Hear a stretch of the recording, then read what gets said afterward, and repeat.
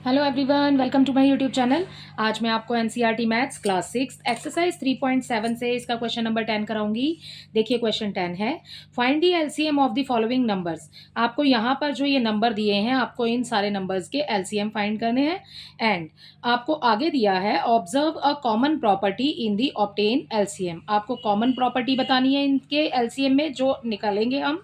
ठीक है, उसके बाद is LCM the product of two numbers in each case. क्या जो हम एलसीएम निकाल रहे हैं वो इन दोनों नंबर का प्रोडक्ट होगा। ठीक है, आपको वो सिमिलैरिटी इनके अंदर बतानी है इस क्वेश्चन में। ठीक है, तो देखिए हम अपने सबसे पहले अपने क्वेश्चन को स्टार्ट करते हैं। यहाँ पर हमें इसका फर्स्ट पार्ट दिया है 9 एंड 4। ठीक है, तो सबसे पहले 9 एंड 4 का एलसीएम ले लेते हैं। सो यहाँ पर हम लिखते हैं 9 एंड 4। ठीक है, और अब अपना एलसीएम लेते हैं 9 4। ठीक है, एलसीएम लेने के लिए हम नंबर्स को इकट्ठा लिखते हैं। ठीक है, तो हम एक साथ लिख रहे हैं यहाँ पर। तो हम पहले इसको 2 के टेबल से सॉल्व कर लेते हैं क्योंकि हमारे पास पीछे 4 दिया हुआ है हमें। ठीक है, तो 2 से सॉल्व करेंगे तो 9 तो 2 के टेबल में नहीं आता है, तो एज इट इज लिख देंगे 2 2 ज़ा 4। ठीक है, फिर से इसको 2 से सॉल्व करेंगे, 9 एज इट इज आ जाएगा एंड 2 1 ज़ा 2 हो जाएगा। ठीक है, अब देखिए 3 1 ज़ा 3 3 ज़ा 9। ठीक है, 1 आ गया। ओके, नेक्स्ट 3 1 ज़ा 3। अब हमारे पास दोनों में ही 1 आ गया है। ठीक है, तो ये हो गए हमारे इसके फैक्टर। तो हम यहाँ लिख लेते हैं LCM of 9 and 4 equal 9 and 4 के एलसीएम फैक्टर्स हमें क्या मिले हैं बच्चों? हमें मिले हैं 2 इंटू 2। ठीक है, एंड 3 इंटू 3। ठीक है, मल्टीप्लाई कर लीजिए, 2 2 ज़ा 4, 4 3 ज़ा 12 एंड 12 3 ज़ा 36। तो यहाँ हमें मिल गया 36। अब आपको बोला है आगे इस क्वेश्चन में कि क्या इनका प्रोडक्ट भी सेम होगा। तो हमें नंबर दिया है 9 एंड 4। ठीक है, हम क्वेश्चन में से देख लेते हैं दी प्रोडक्ट। ठीक है, तो हम यहाँ लिखेंगे the product of 9 and 4 equal 9 and 4 का मल्टीप्लाई कर लीजिए, 9 4 ज़ा 36। तो बिल्कुल सेम आ रहा है, एलसीएम आ रहा है 36 और उसका मल्टीप्लाई करने के बाद आंसर भी आ रहा है 36। ठीक है, सो यहाँ पर हम लिख देंगे so the LCM of 9 and 4 equal हो जाएगा द प्रोडक्ट ऑफ 9 एंड 4। ठीक है, आपको यही सिमिलैरिटी इस क्वेश्चन के अंदर बतानी थी कि एलसीएम बराबर हो जाएगा प्रोडक्ट के। ठीक है, तो नेक्स्ट देखिए इसका बी पार्ट। इसके बी पार्ट में हम करेंगे, हमें यहाँ पर नंबर्स दिए हैं बी पार्ट में 12 एंड 5। ठीक, तो हम यहाँ लिखेंगे 12 एंड 5। अब इनका एलसीएम ले लेते हैं 12 एंड 5। ठीक है, अब 12 किस में आ रहा है? हमें 2 के टेबल से मिल जाएगा, 2 6 ज़ा 12, 5 का 5 एंड नेक्स्ट हो जाएगा 2 3 ज़ा 6, 5 का 5 आ जाएगा। ठीक है, नेक्स्ट करेंगे हम 3 के टेबल से, 3 1 ज़ा 3, 5 एज इट इज़ आ जाएगा एंड 5 1 ज़ा 5। अब हमें दोनों जगह 1 मिल गया है। सो अब यहाँ पर लिखेंगे हम एलसीएम ऑफ 12 एंड 5। ठीक है, एलसीएम फैक्टर्स क्या मिले हैं बच्चों? 2 2 3 5। ठीक है, तो 2 2 3 इंटू 5। ठीक है, मल्टीप्लाई कर लीजिए, 2 2 ज़ा 4, 4 3 ज़ा 12 एंड 12 5 ज़ा 60। ठीक है, तो ये 60 मिल गया हमें। अब नेक्स्ट क्या था? प्रोडक्ट निकालना था, जैसे ऊपर निकाला है।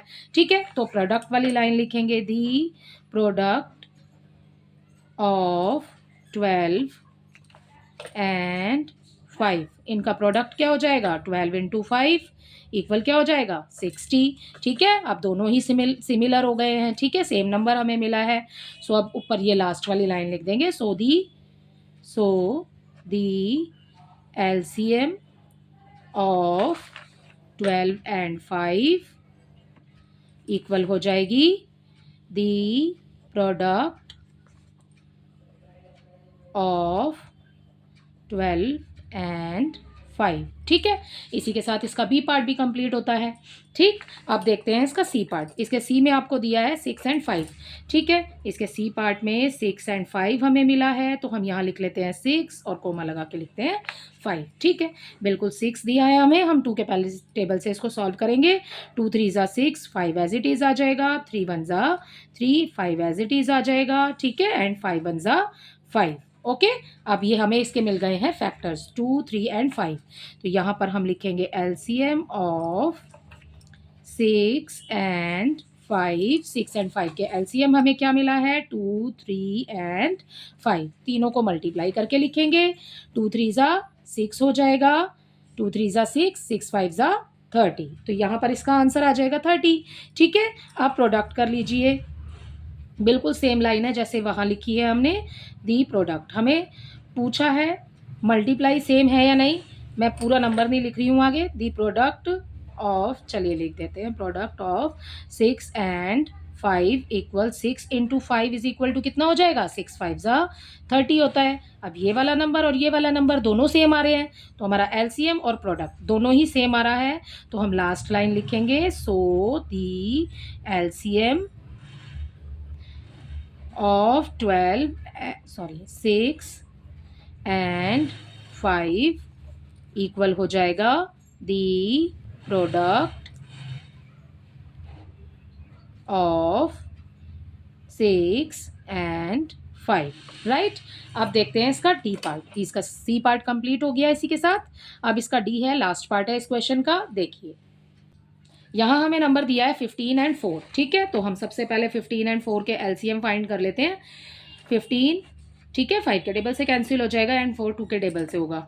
तो पहले किसी से भी कर लीजिए, पहले हम 2 से ही कर लेते हैं। 15 एज इट इज़ लिख देते हैं, 2 2 ज़ा 4, 15 एज इट इज़, 2 1 ज़ा 2 एंड 3 5 ज़ा 15। ओके, एंड 5 1 ज़ा 5। ओके, ये तो हो गया हमारा एलसीएम, हमें फैक्टर्स मिल गए हैं आगे।